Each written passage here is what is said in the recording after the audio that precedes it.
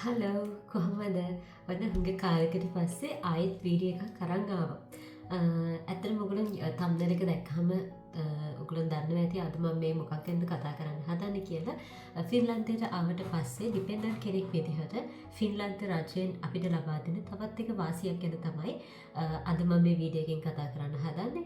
ඉතින් ඒ ගැන කෙටියෙන් කිව්වොත් අපිට මෙහිදී ෆින්ලන්ත භාෂාව නොමිලේ උගන්වනවා. ඊට පස්සේ අපිට උසස් අධ්‍යාපනය දක්වා මේ ෆින්ලන්ත භාෂාව හදාරලා ඊට පස්සේ අපිට උසස් අධ්‍යාපනය හදාරන්න පුළුවන්. ඉතින් මේ හැම දෙයකදීම අපිට මෙහි රජයෙන් කිරීමක් කරනවා.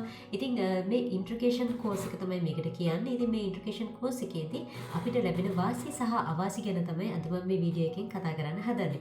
ඉතින් ඔයා ඩිපෙන්ඩන්ට් කෙනෙක් විදිහට මේ වෙනකොටත් ෆින්ලන්තයට ඇවිල්ලා ඉන්න කෙනෙක් නම් හෝ ඔයා ෆින්ලන්තයට එන්න බලාපොරොත්තු වෙන ඉන්න කෙනෙක් නම් මේ වීඩියෝ එක හුඟක් වටේවි. ඉතින් ආදරෙන් ඉල්ලා සිටිනවා මගේ වීඩියෝ එකත් එක්ක දිගටම රැඳිලා ඉන්න කියලා. ඒ වගේම මේ වෙනකොටත් මගේ YouTube channel එක subscribe කරලා නැත්නම් දැන්ම subscribe කරන්න. මොකද අපි ෆින්ලන්තයට එන්න ඉන්න කෙනෙකුට සහ ඇවිල්ලා ඉන්න අයට හුඟක් වටින වීඩියෝ තමයි හැම වෙලාවෙම අපි share කරන්නේ. ඉතින් එහෙනම් අපි වැඩි කතා බහක් නැතුව යමු වීඩියෝ එකට.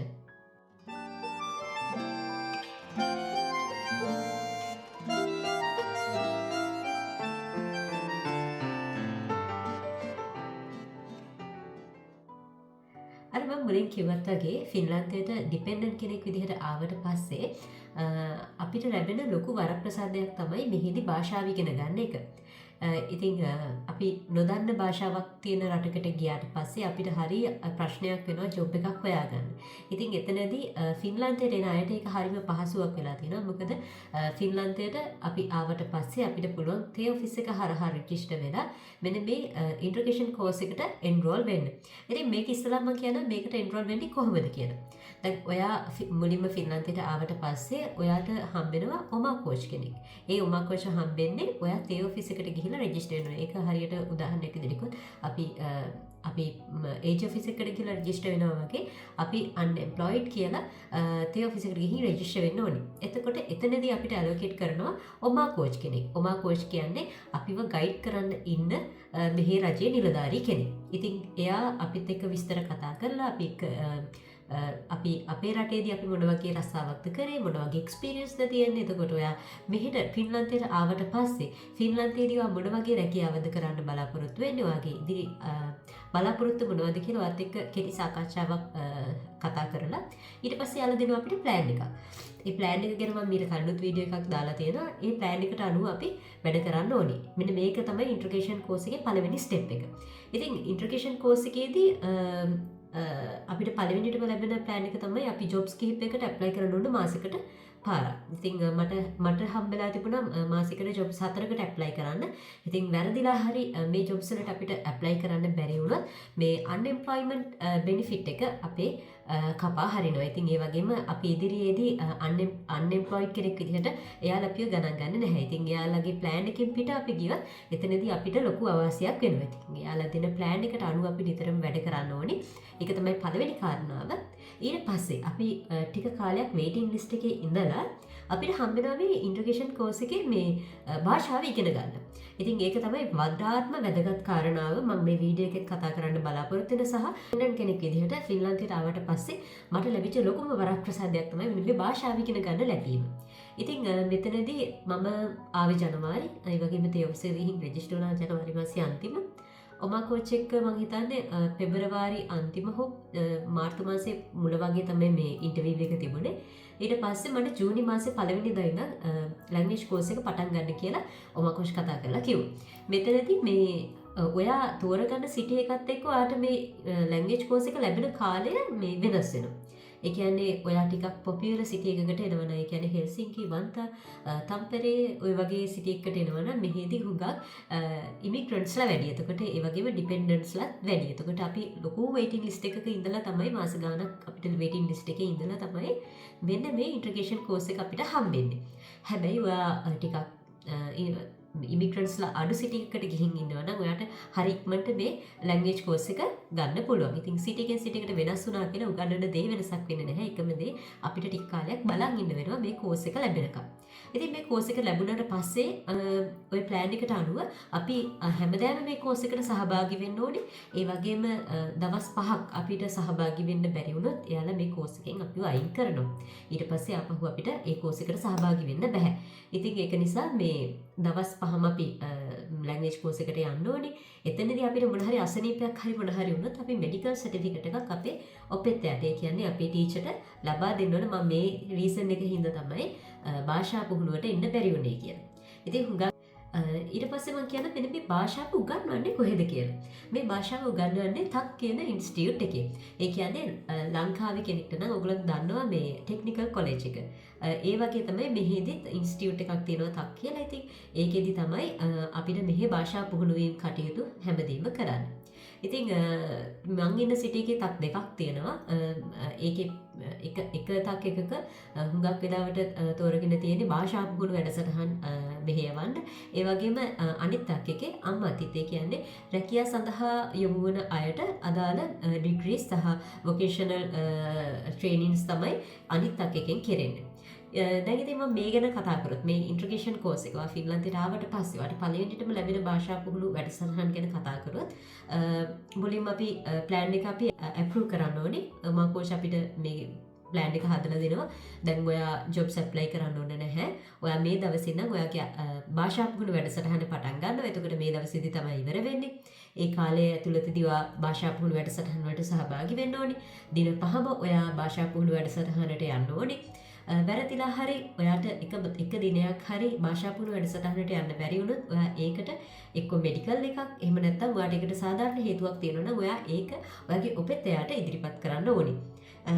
වැරදිලා හරි අපිට දවස් 5ක් එක දිගට යන්න බැරි වුණොත් ඒ සඳහා අපිට මොන හරි වැලිඩ් සර්ටිෆිකේට් එකක් යාලට ඉදිරිපත් කරන්න බැරි වුණොත් අපි මේ කෝස් එකෙන් අයින් කරනවා. ඒක තමයි ප්‍රධානම නීතිය මේගොල්ලන්ගේ. දවස් 5ක් ඔයා ආවේ නැත්තම් මේ කෝස් එකෙන් ඔයාව අයින් කරනවා.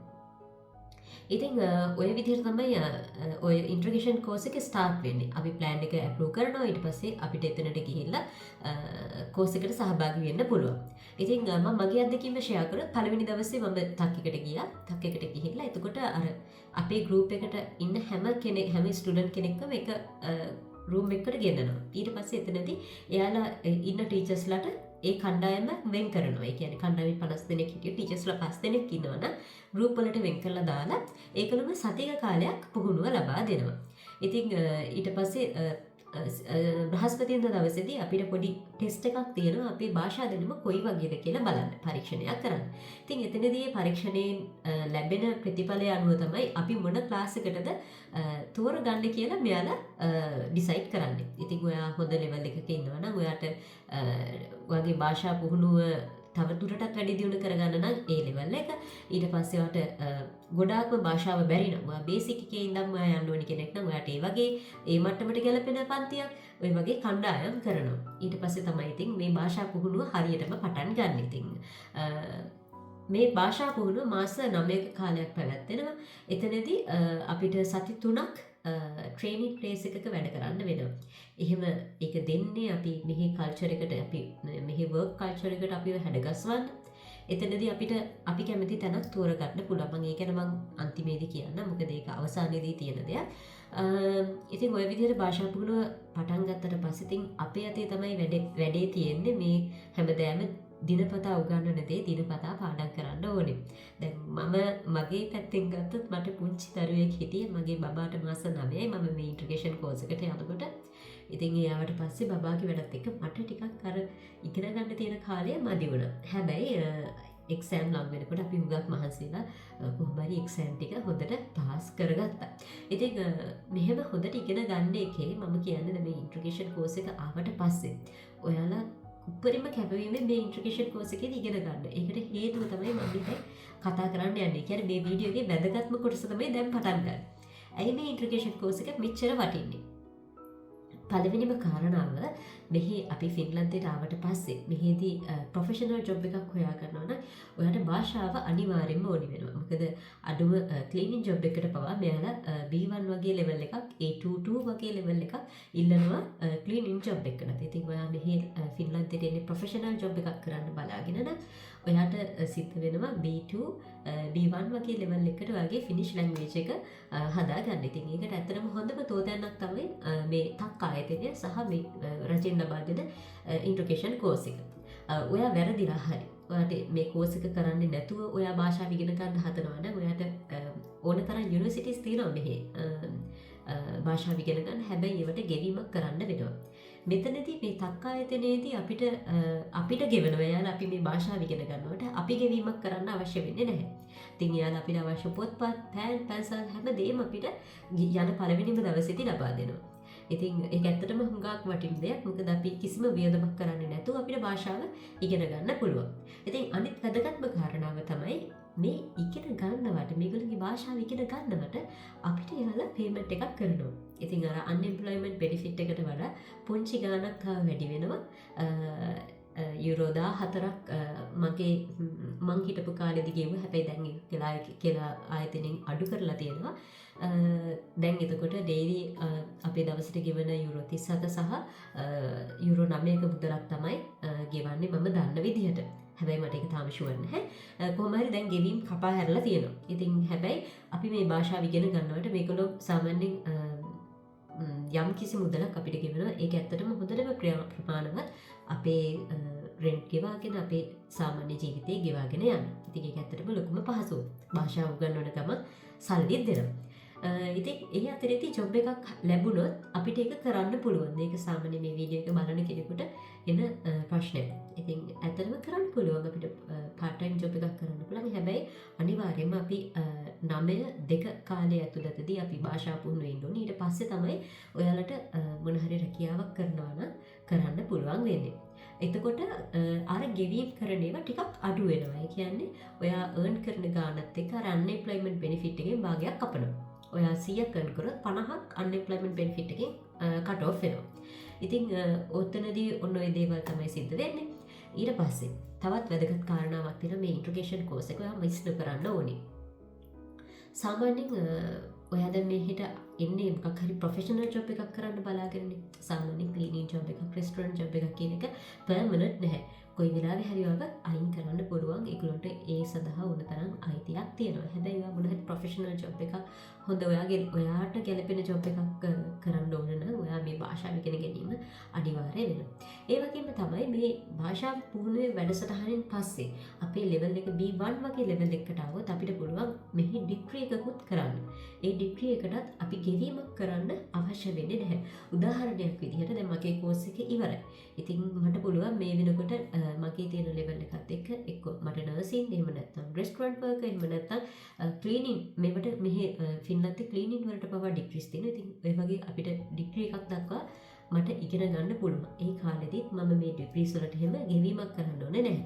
දැන් ස්ටුඩන්ට් කෙනෙක් විදිහට එනවා නම් ඔයගොල්ලෝ දන්නවා මෙහිදී අපි යුනිවර්සිටි වලට පේමන්ට් කරන්න ඕනේ. දැන් අලුත් නීතියත් එක්ක අනිවාර්යයෙන්ම වර්ක් වීසා වලට මාරු වුණත් මෙහිදී අනිවාර්යයෙන්ම යුනිවර්සිටි පේමන්ට් එක කරන්න ඕනේ වෙලා තියෙනවා. මම හිතන්නේ අවුරුද්දකට යුරෝ 9000 ගණන් ගෙවන්න වෙනවා. හැබැයි අපි භාෂාව හරියට ඉගෙනගෙන B1 හෝ B2 ලෙවල් එකකට වගේ ආවොත් අපිට මේ ගෙවීම් කටයුතු කරන්න ඕනේ නැහැ. මේ ඩිග්‍රී එකක් වුණත් අපි හදාරන කාලෙදී අපිට unemployment benefit එක හම්බ වෙනවා. ඉතින් earn කරන අපිට මුදලක් ලැබෙන අතරේදී අපිට පුළුවන් අපේ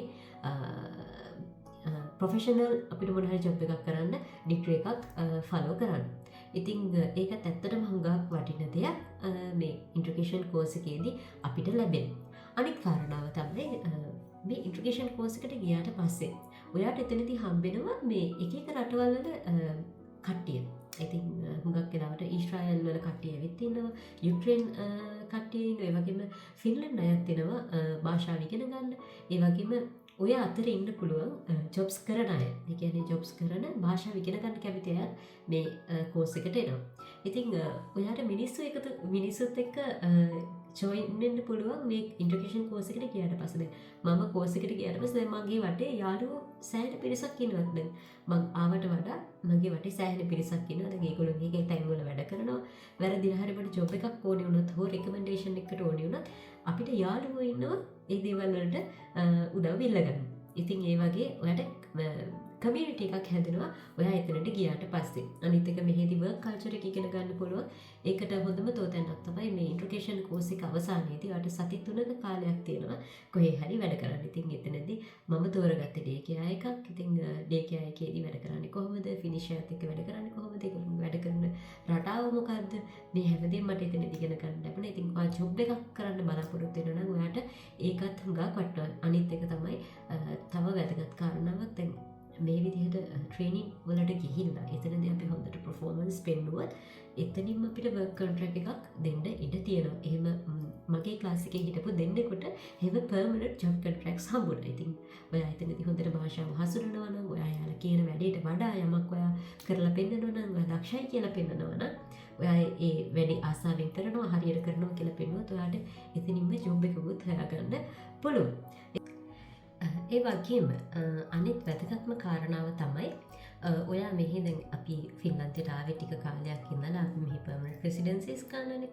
ඉතින් එතනදී මෙහි දැන් රූල්ස් වලට අනුව අපි පර්මනන්ට් රෙසිඩෙන්සිස් ගන්නවා නම් එතනදී අපේ භාෂාව අනිවාර්යයෙන්ම අපිට පුළුවන් වෙනවනේ. ඒකට උකි ටෙස්ට් එකක් තියෙනවා. ඉතින් ඔය උකි ටෙස්ට් එක අපි වෙනම කරනවා නම් අපි ගෙවීමක් කරලා කරන්න ඕනේ. මෙතන මේ ලැන්ග්වේජ් කෝස් එකේදී ඔයා B1 වලට උඩින් අපි ලෙවල් එකක් දැම්මොත් මෙතනදී තක් ආයතනයෙන්ම ඔයාට දෙනවා උකි ටෙස්ට් එක ෆ්‍රී කරන්න. ඉතින් ඒකත් ඇත්තටම ලොකු වාසියක්. ඔයාට ලැන්ග්වේජ් එක පුළුවන් වෙලා ඔයා උකි ටෙස්ට් එක කරලා පාස් වෙනවා කියන්නේ ඔයාට අනාගතයට හුඟක් වටිනවා ඒක. ඔයා PR එක ඇප්ලයි කරද්දී. ඉතින් ඒකත් ඇත්තටම හුඟක් වටින දෙයක් මෙන්න මේ ඩිපෙන්ඩන්ට් වීසා එක යටතේදී අපිට ලැබෙන මේ ඉන්ට්‍රොගේෂන් කෝස් එක.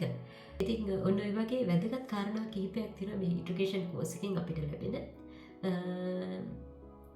මම හිතනවා මේ වීඩියෝ එක ඔයාලට හුඟක් වටීවි කියලා. ඒ වගේම මේ වෙනකොටත් ඔයා ෆින්ලන්තයට ඇවිල්ලා ඉන්න කෙනෙක් නම් ඔයාට ඇත්තටම මේ වීඩියෝ එක හුඟක් වටීවි. ඔයා දන්න කෙනෙක් ඉන්නවා නම් මේ වීඩියෝ එක වටීවි කියලා හිතන ඒ කෙනත් එක්ක මේ වීඩියෝ එක ෂෙයා කරගන්න. ඉදිරියේදී මම වීඩියෝ එකක් අරන් එන්න මෙහෙදී උසස් අධ්‍යාපන හදාරන්න ඕන සුදුසුකම් මොනවද අපිට හදාරන්න පුළුවන් අංශ මොනවද කියලා. ඉතින් එහෙනම් ආදරෙන් ඉල්ලා සිටිනවා මගේ YouTube channel එකත් එක්ක දිගටම රැඳිලා ඉන්න කියලා. ඒ වගේම මේ වීඩියෝ එක ගැන කමෙන්ට් එකක් දාන්න. මම මේ කිව්වේ මම දන්න දේවල්. ඉතින් මීට වඩා දේවල් මේ වීඩියෝ එක බලන පරණ අයියලා අක්කලා ඉන්නවනම් දන්න වෙති. ඒවත් ඔයගොල්ලෝ මේ මම කතා කරපු දේවල් වලට අමතරව ඔයාලා මොන හරි දන්න දෙයක් තියෙනවනම් කමෙන්ට් සෙක්ෂන් එකේ දාන්න. මොකද ඒක අලුතෙන් එන්න ඉන්න කෙනෙකුට හෝ ඇවිල්ලා ඉන්න කෙනෙකුට හුඟක් වටීවි. ඉතින් එහෙනම් ගිහින් එන්න අලුත් වීඩියෝ එකකින් ආයෙත් හම්බෙමු. බයි බයි.